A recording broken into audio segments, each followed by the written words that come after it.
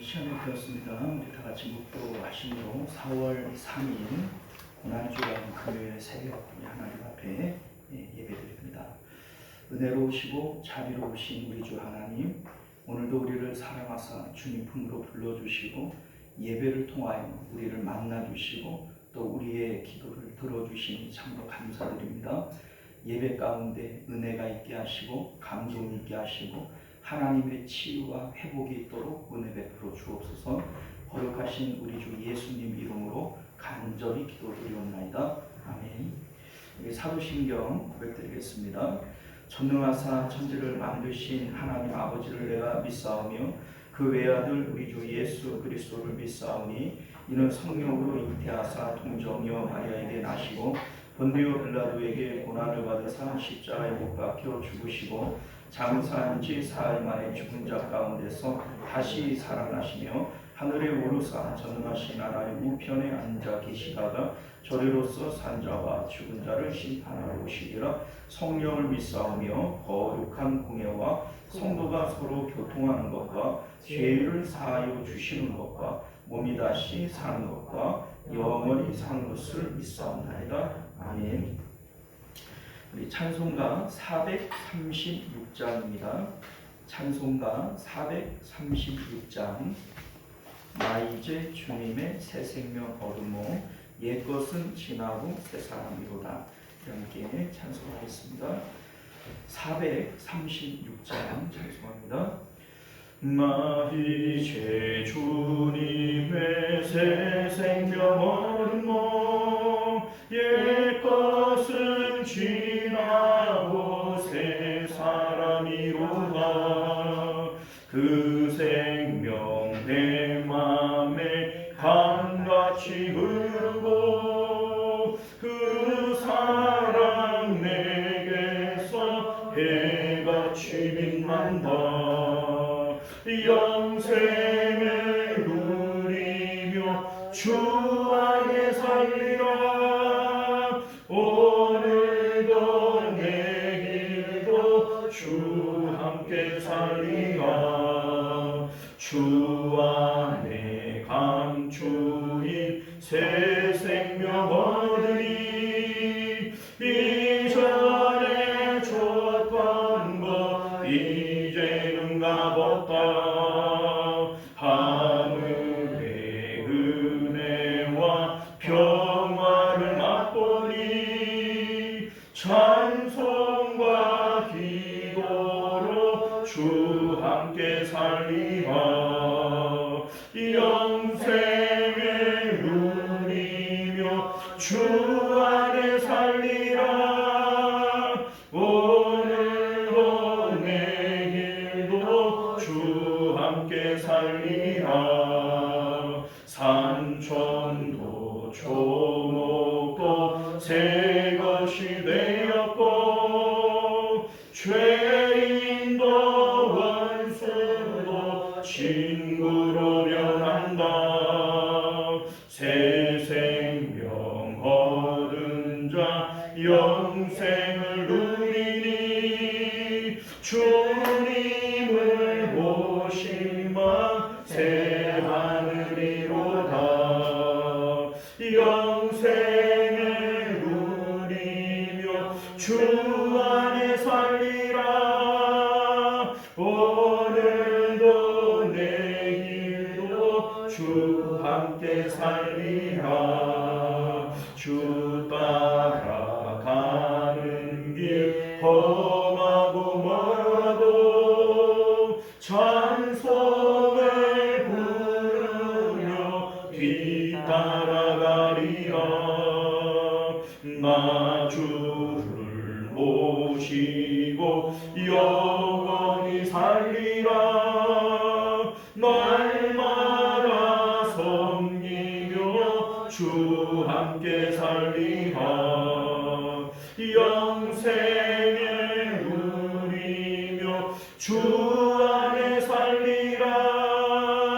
오늘도 내일도 주 함께 살리라.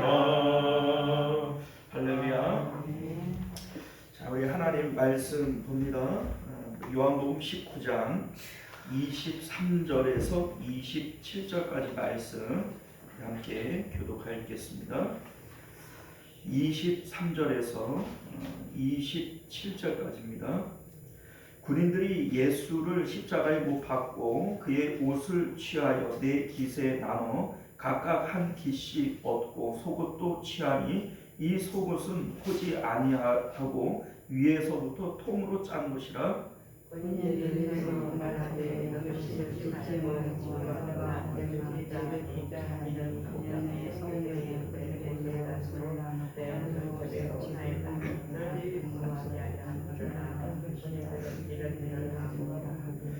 예수의 십자가 곁에 그 어머니와 이모와 글로바의 아내 마리아와 막달라 마리아가 섰는지라.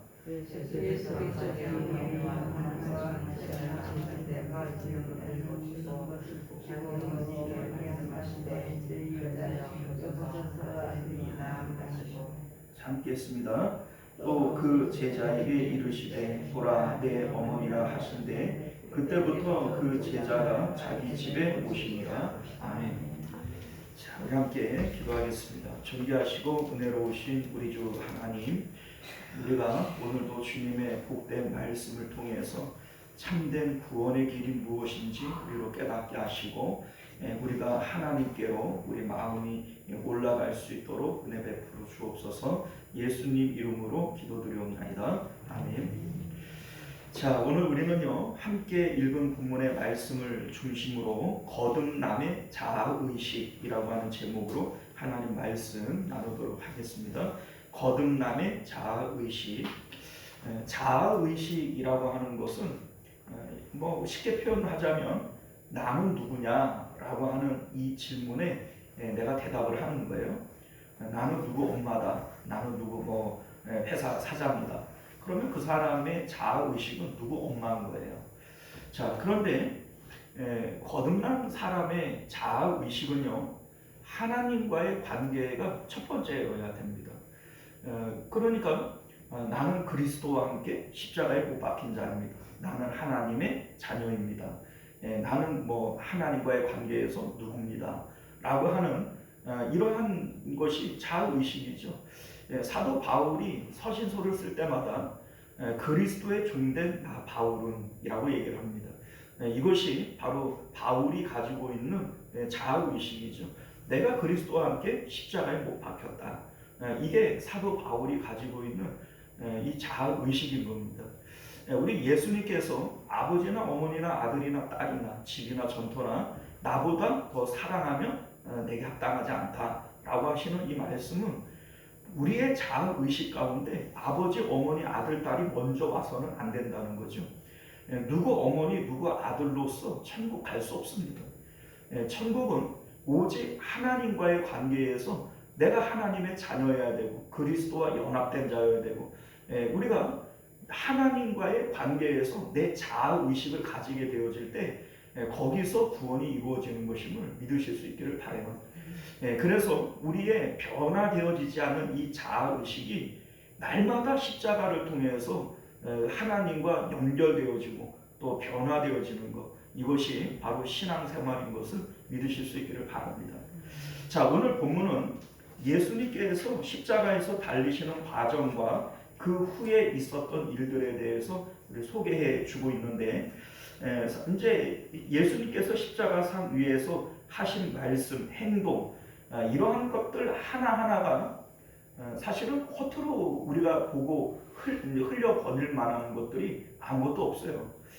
사실 성경이 이러한 부분들을 다 구약에서부터 예언을 해왔던 내용들이고 그리고 이 내용을 통해서 우리에게 전달하고 싶은 영적 메시지들이 있기 때문에 우리는 이 내용들을 통해서 성경이 우리에게 하고 싶으신 말씀이 무엇인가 그 내용들을 함께 찾아보기로 원합니다. 자, 먼저는 오늘 두 가지 사건이 나오는데 첫 번째는 예수님의 옷을 군병들이 나눈 사건이 나오고요. 두 번째는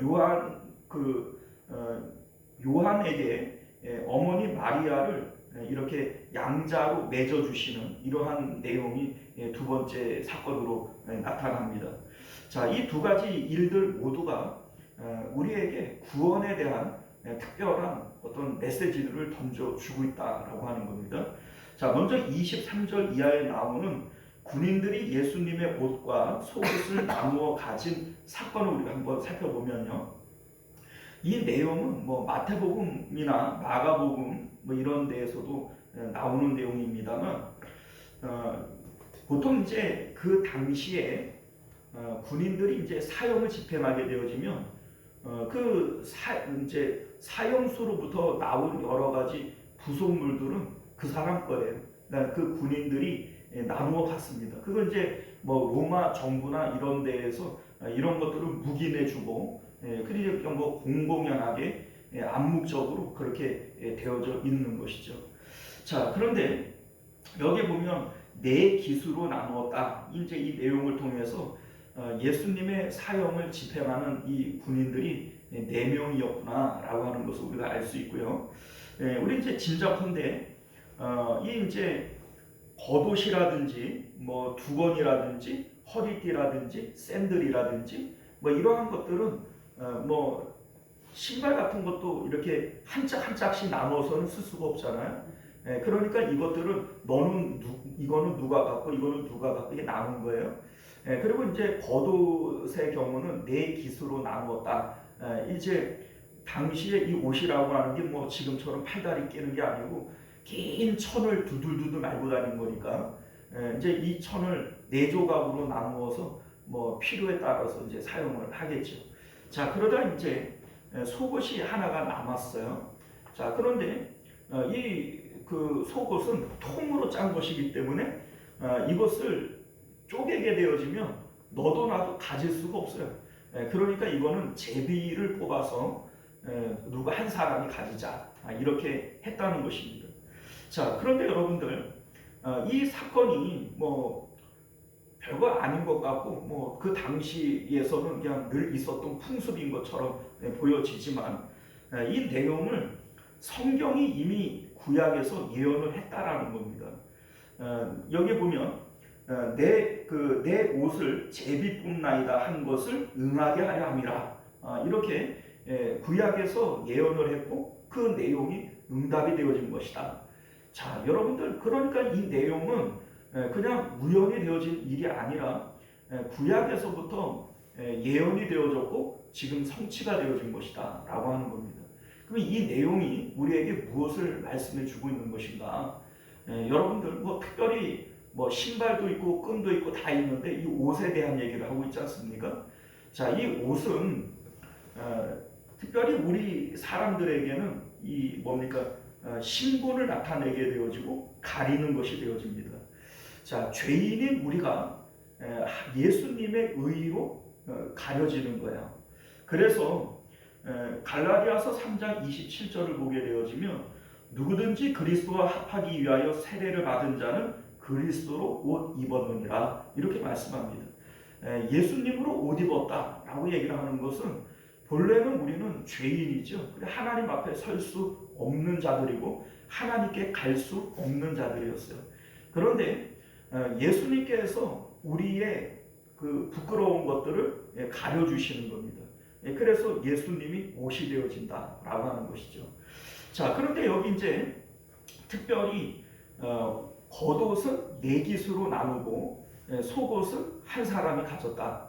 자, 이것이 이제 의미하는 것이 뭐냐면 옷을 여러 조각으로 나눈다라고 하는 말의 의미는 예수님의 이 의는 모든 사람의 것이다 라고 하는 것을 말씀하고 있는 거예요. 누가 한 사람의 것이 아니라 예수님의 의는 모든 만인을 위해서, 이 모든 인류를 위해서 예수님께서 죽으신 것이다 라고 하는 것을 믿으실 수 있기를 바라요.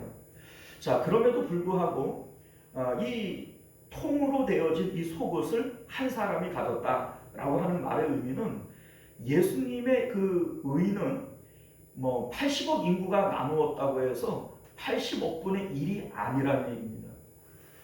모든 한 사람 한 사람이 내가 예수님의 의를 내가 가졌어요. 그리고 뭐 옆에 있는 사람도 갖고 뭐 모든 교인들이 갖고 전 세계인들이 다 가졌다고 칩시다. 그렇다고 해서 예수님의 의가 낡아지거나 닳거나 없어지지 않는다는 겁니다. 모든 사람들에게 똑같이 나눠주시되 똑같이 충분한 하나를 나누어 주시는 거. 우리 이제 오병이어의 역사를 보게 되어지면 오병이어가 나누어 먹잖아요. 나누어 먹는데 그것이 나누었기 때문에 부족한가요? 그렇지 않습니다.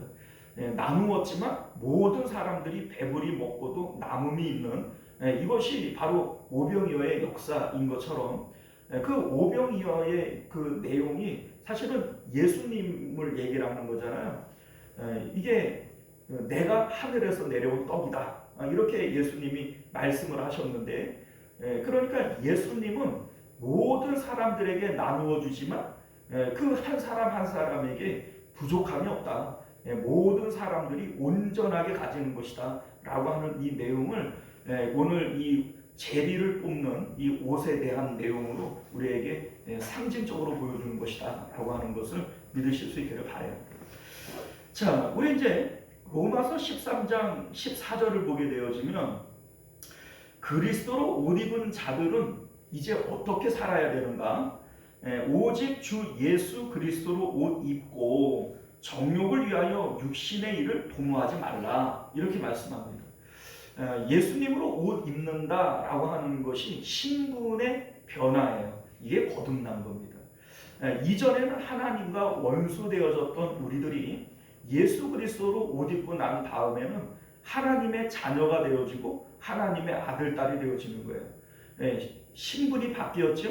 자, 그러면 그 신분에 바뀐 삶에 합당한 자들로 우리가 살아가야 되는 것이죠.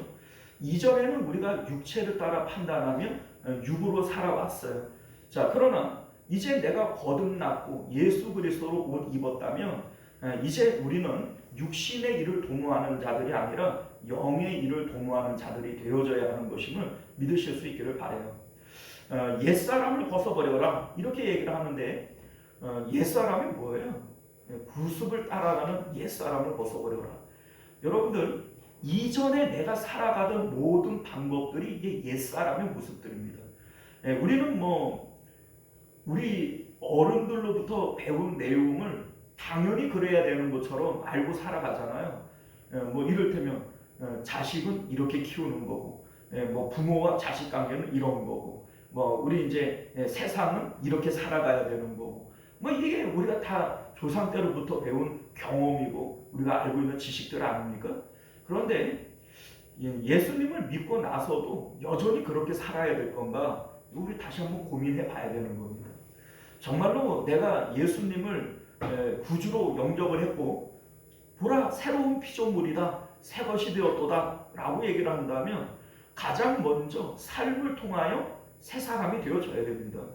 이전의 모습이 그대로 남아있다면 조금도 변함이 없다면 새 거예요 한 거예요? 한 겁니다. 새 것이 되었도다 입으로 얘기한다고 새 것 되는 게 아니라 정말로 내가 예수님으로 거듭났다면 내 삶 가운데 늘 고민해 봐야 돼요. 이것이 믿음에 합당한 일이고 이게 하나님께서 기뻐하시는 일인가? 너희가 먹든지 마시든지 무엇을 하든지 하나님의 영광을 위해서 해라 라고 말씀하시는데 지금 내가 하고 있는 일이 하나님 기뻐하실 일인 건가? 이러한 일들을 우리가 생각하고 고민함으로써 우리 삶이 날마다 조금씩이라도 변화돼 가야 되는 것, 이것이 바로 거듭난 사람의 삶의 모습인 것을 믿으실 수 있기를 바라요. 자, 우리 이제 두 번째 25절 이하를 보게 되어지면 예수님의 십자가 아래에 있었던 여인들에 대한 이제 소개를 하고 있는데 우리 이제 마태복음이나 마가복음의 경우는 세 사람만을 얘기를 해요. 자, 그런데 오늘 본문을 보게 되어지면 예수님의 어머니 마리아를 포함해서 4명이 등장하게 됩니다. 자, 그런데 사실 이 증언은 요한복음이 가장 정확할 수밖에 없어요. 왜냐하면 다른 제자들은 다 도망갔잖아요. 봤어요? 못 봤잖아요.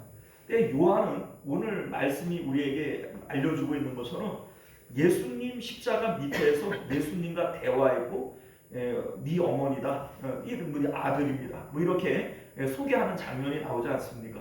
자, 그러니 요한만큼 이 상황에 대해서 정확하게 알고 있는 사람이 없습니다. 그렇기 때문에 뭐 3명이냐 4명이냐 뭐 논쟁할 거 없어요. 요한복음을 따라가면 됩니다. 자, 그런데 우리 이제 오늘 말씀을 보게 되어지면 이 사건은 사실 매우 쉬운 것처럼 보여지지만 이 결코 쉽지 않은 내용이에요.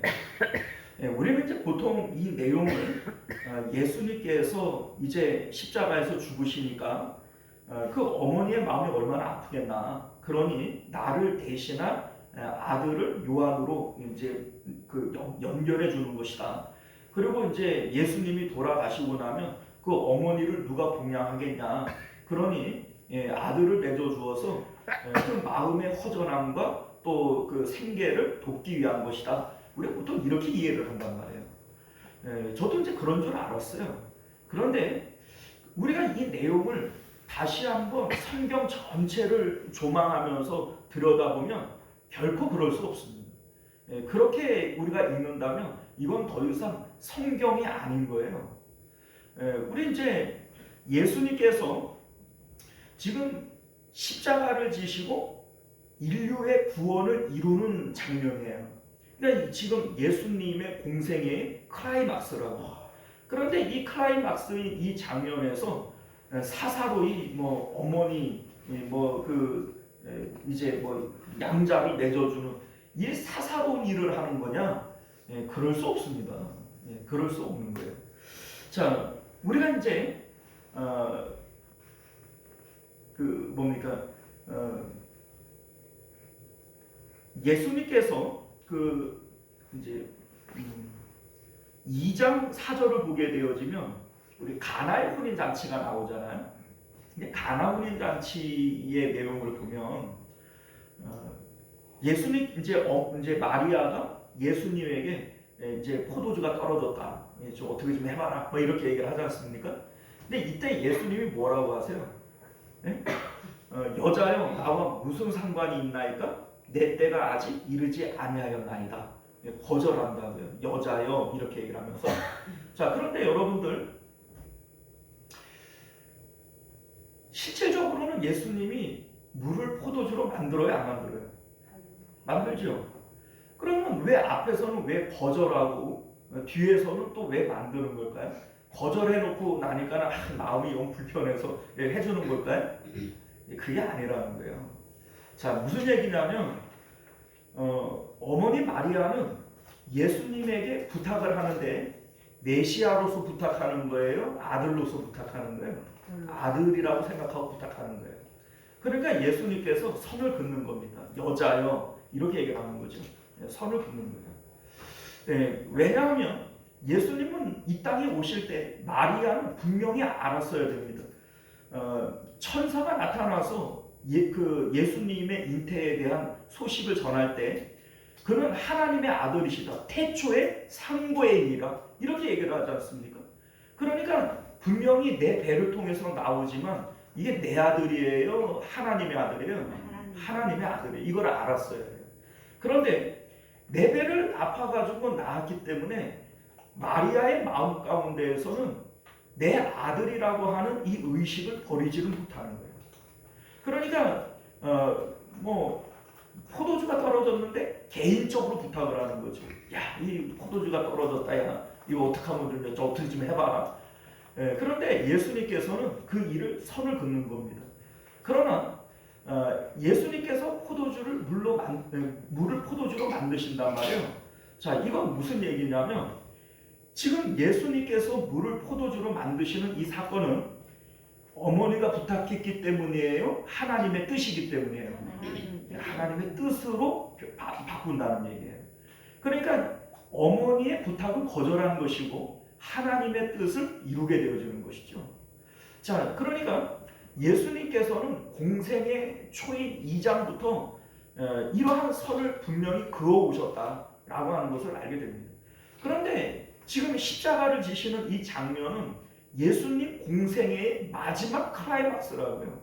그런데 이 장면에서 어머니 뭐 이렇게 인간적으로 이걸 접근해 가지고서는 뭐 나 없으면은 이제 뭐 생계는 어떻게 하겠냐고 뭐 이러면서 그 허전함을 달래 아들을 붙여준다. 이게 효도를 위한 거다. 이렇게 받아들인다는 것 자체가 상당히 감상적으로 우리가 성경을 보는 거다라고 하는 겁니다. 자, 그리고 우리 이제 예수님께서 마태복음 12장 48절도 보게 되어지면 예수님이 이제 복음을 전할 때 어머니하고 동생들이 와가지고 이제 말리려고 그러잖아요. 자, 이때 예수님께서 뭐라고 말씀하시냐면 누가 내 어머니이며 누가 내 동생들이냐. 하나님의 뜻대로 한 자들이 내 어머니며 동생들이다. 봐라, 내 그 어머니와 동생들이다. 이러면서 그 이제 주변에 있는 하나님의 말씀에 집중하고 있는 사람들을 예수님께서 가족으로 이렇게 만드시지 않습니까? 자, 그러니까 여기서도 예수님께서 사사로운 정으로 이렇게 하시는 것은 절대로 아니다. 그렇게 본다면 성경을 한참 잘못 보는 것이다 라고 하는 겁니다. 자, 또한 생계를 위해서 이제 아들을 맺어주는 거다, 양자를 삼아주는 것이다. 이것도 말이 안 돼요. 이게 왜 말이 안 되냐면 여러분들 야고보서 있죠, 유다서 있죠. 이 두 성경은 예수님의 친동생인 마리아와 친동생인 유다가 쓴 성경입니다. 자, 그러니까 요한이 아니더라도 어머니의 생계를 담당할 아들들이 있어요, 없어요? 있어요. 굳이 양자를 삼아주지 않아도 이게 뭐 생계에 전혀 문제가 없습니다. 또한 우리 예수님께서는 너희는 무엇을 먹을까 마실까 입을까 염려하지 말아라. 하늘에 계신 아버지께서 너희를 돌보신다. 이런 말씀을 하시지 않아요? 자, 그런데 나 없으면 우리 어머니 생계를 어떻게 하냐? 요한아, 네가 어머니니까 잘 모셔라. 이게 말이 돼요? 예수님께서 말과 행동이 달라지시게 되지 않습니까? 예수님 그러면 안 되잖아요. 여러분들 이 내용은 효도를 위해서 하신 내용도 아니고 이게 뭐 사사로운 정으로 야, 내가 죽고 나면은 우리 어머니 그 허전한 마음을 어떻게 하겠냐, 이런 뭐 차원에서 하는 내용이 아니라는 겁니다. 사실 여러분들 생각을 해봐요. 물론 안 하는 것보다 낫겠지만 아들이 십자가에서 처참하게 죽는 이러한 장면을 봤다면 다른 아들들이 한만 잘한다고 해서 그 충격이 없어지겠어요? 나머지 애들이 잘하니까 그 뭐 앞에 그 맞이는 잊어버리자, 이럴 부모가 있겠습니까?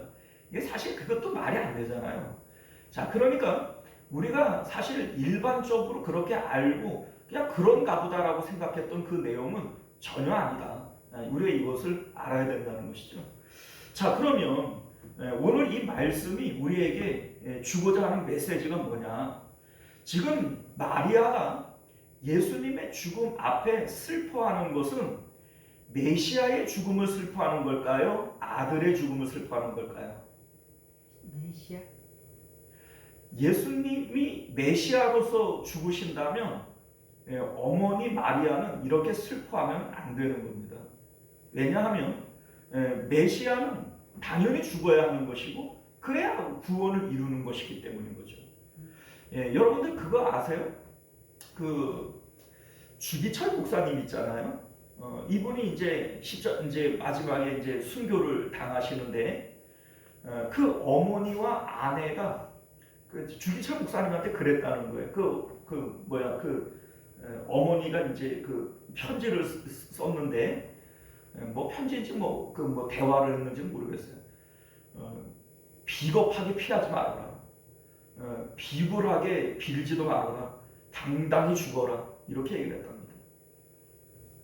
여러분들, 아니 하다못해 주기철 목사님의 어머니도 그렇게 얘기를 할 수 있는데 예수님의 어머니인 마리아가 그 이제 메시아가 죽는다고 운다면 이게 말이 되겠어요? 그 말이 안 되잖아요. 지금 마리아가 울고 슬퍼하는 것은 아들의 죽음을 슬퍼하는 거예요. 아들의 죽음. 그런데 여러분들 잘 생각을 해보세요. 예수님께서 십자가에서 죽으시는데 예수님의 죽음은 모든 인류를 위한 죽음이고 모든 사람들을 구원하기 위한 죽음인 건 맞아요. 그런데 그 예수님을 메시아로서 믿는 자들에게만 구원이 있는 겁니다. 그런데 지금 이 어머니 마리아는 예수님을 메시아로 대하고 있어요? 아들로 대하고 있어요? 아들. 예, 아들로 대하고 있어요. 그러면 마리아에게 구원이 있나요? 없는 거 아니에요? 그렇죠. 구원이 없어요. 예수님과의 관계를 아들로 생각하고 있으면 아들이라고 하는 이 의식에서 놓여지지를 않는다면 마리아는 끝끝내 구원을 받을 수 없어요. 왜냐하면 예수님은 하나님의 아들로서 주는 그리스도시요 살아계신 하나님의 아들이십니다. 이게 신앙 고백 아니에요. 그런데 마리아는 예수님은 내 아들이요 내가 사랑하는 첫째입니다 이러고 있으면 이게 여러분들 마리아가 구원을 받을 수 있나요? 그러니까 예수님께서 여자여 선을 긋는 거예요. 그리고 나를 아들로 생각하지 말고 옆에 있는 이 요한을 아들로 생각하고 이제 나는 그 마음에서 아들이라고 하는 곳에서 내놓아라 라고 하는 이 메시지인 것을 믿으실 수 있기를 바라요. 사랑하는 성도 여러분, 우리가 구원을 얻기 위해서 우리의 자의식이 필요합니다. 이 자의식은 믿음에서부터 나오는 거예요. 자, 이를테면 마리아는 육체를 통해서 예수님을 낳았단 말이에요. 사실은 낳기 전에 천사가 나타나서 수태보지를 하지 않습니까? 이 예수는 그 성령으로 잉태된 것이고, 그래서 네가 낳지만은 이거는 태초의 상고에다 하나님께서 그 너에게 임하는 것이고, 그러니까 네 아들이 아니다. 이것을 처음부터 알려주었고, 그리고 이것을 잊어버릴 때마다 예수님께서는 딱딱 선을 그으면서 아니다 여자요 이렇게 얘기를 하면서 예수님이 메시아인 것을 이렇게 말씀하신 거예요. 그런데 여러분들 뭐 또 이런 내용도 있잖아요. 예수님께서 12살 되던 해 성전에 있을 때 이제 그 부모님은 당연히 따라올 줄 알고 가다가 없는 줄 알고 이틀을 다시 돌아가 가지고서는 이제 그 하루길은 이제 왕복이 이틀이잖아요. 돌아가 가지고서는 얘기를 하니까 내가 아버지 집에 있어야 할 줄 알지 못했습니까? 이렇게 얘기를 하지 않습니까? 그러니까 그때마다 예수님께서는 딱딱 선을 그으신 거예요. 자, 그럼 왜 그렇게 예수님께서 하시느냐? 예수님을 아들로 대하고 우리 형으로 대하고 우리가 우리 가족 중에 하나로 이렇게 받아들이는 상황 가운데에서는 그 사람에게는 구원이 없어요. 예수님을 메시아로 우리가 온전히 받아들일 때에만 거기서 구원이 이루어지는 것이지, 내 아들 예수 이러면 아들일 수는 있지만 육신으로서 육체의 껍데기로서의 어머니일 수 있고 아들일 수는 있지만 우리의 영혼으로서 구원의 메시아이지는 못한 것이죠. 그러니까 예수님께서는 그러한 마리아의 구원을 위해서 선을 긋는 겁니다. 사랑하는 성도 여러분, 오늘날 우리들도 역시 마찬가지예요.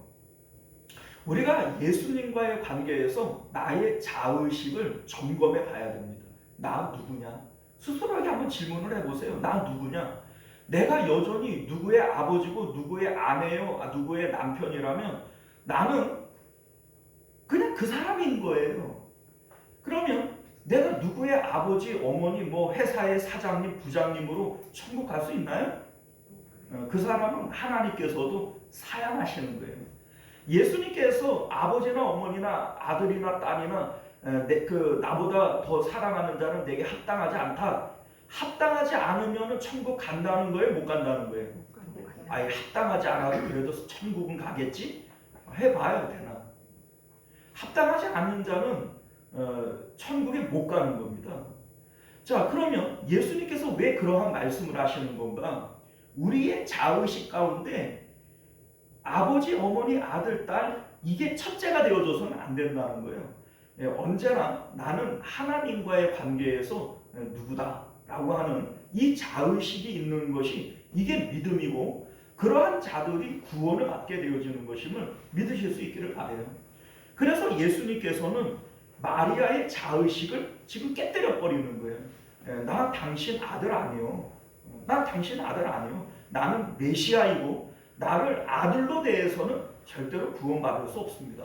나를 메시아로서 받아들여야 거기서 구원이 있습니다.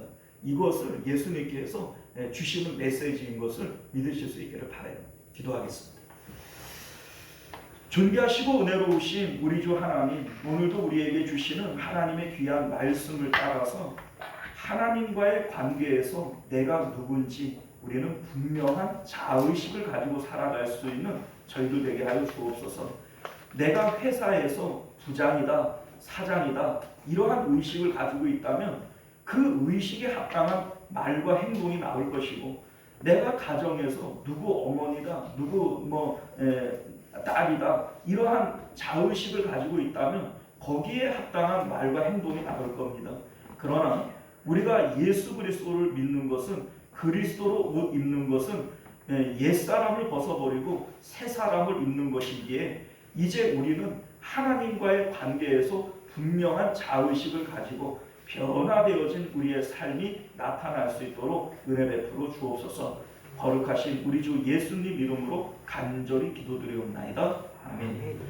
주기도문으로 예배를 마칩니다. 하늘에 계신 우리 아버지여, 이름이 거룩히 여김을 받으시오며 나라가 임하시오며 뜻이 하늘에서 이루어진 것 같이 땅에서도 이루어지이다. 오늘 우리에게 용할 양식을 주시옵고 우리가 우리에게 죄 지은 자를 사하여 준 것 같이 우리 죄를 사하여 주시옵고 우리를 시험에 들게 하지 마시옵고 다만 악에서 구하시옵소서. 나라와 권세와 영광이 아버지께 영원히 있사옵나이다. 아멘.